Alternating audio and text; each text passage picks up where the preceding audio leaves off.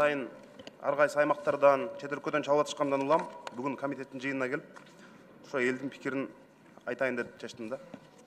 Урматтуу Кубат Аличевич, азыр өзүңүз билесиз, биз бири-бирибизди сындап, ар кайсы иштерге бири-бирибизге жолтоо боло турган убакыт эмес. Биз ошондуктан парламент өкмөткө мүмкүн болушунча ошол илдет менен күрөшүүгө мүмкүнчүлүк түзүп бердик. Бир дагы сын пикир айтып, жолтоо болуп, барганда комиссияларды түзүп, текшерип, жүдөткөн жокпуз. Анткени азыр ар бирибиз колубуздан келишинче жардам бере турган учур. Бирок өкмөт эмне кылып атат? Өкмөт дагы көп туура эмес иштерге жол берип атат. Арга жок азыр сын айтышка туура келип атат. Сын айтып койгон врачтарга куугунтук болуп атат. Мисалы, чет өлкөдө канча убакыттан бери жаткан мекендештерибизди алып келүүгө өкмөттүн кудурети жетпей атат. Ошол эле Оренбург башка Казакстан менен татыктуу сүйлөшө албай атат мисалы.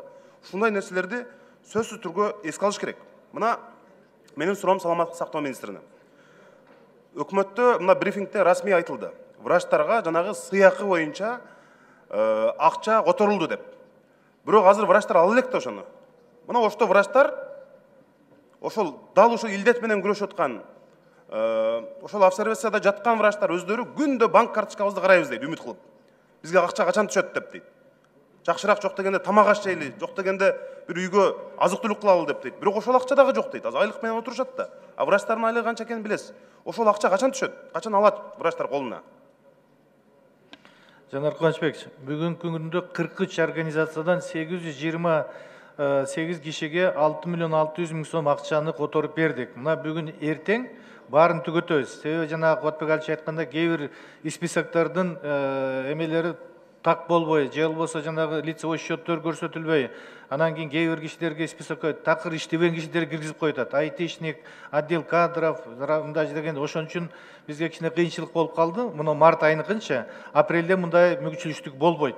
Ушуну тездетиңиздер, анткени бул жанагы бүгүн эртең бүтөт баарысы. Ошо илдет менен күрөшүп аткан, ошол жерде очогунда иштеп аткан врачтардын өзү менен биз күн сайын эле сүйлөшүп атабыз. Андай болушу мүмкүн. Ошого жардам бериңиз сиз. Анан министр катары өзүңүз дагы анча-мынча региондорду кыдырсаңыз болот эле.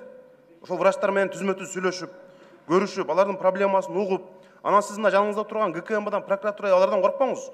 Сиз алардын врачтарды сиз коргошуңуз керек. Кечегиндей өзү бир 4.000 сом, 5.000 сомго иштеген врачтар маска сапатсыз деп койсо кечирим суратып атат.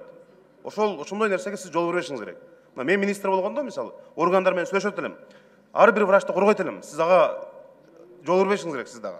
Экинчиден мына областтык ооруканада Оштогу жанагы өздөрүнүн жатаканасы бар. Ушуну бир эске алып койсоңуз, ошол жерде квартплата төлөп жашашат врачтар. Азыр ошолорду дагы квартплатаңарды бергиле деп күн сайын такалап атыптыр да. Ошону дагы эске алып, мындай кырдаалда ага жол бербеш керек.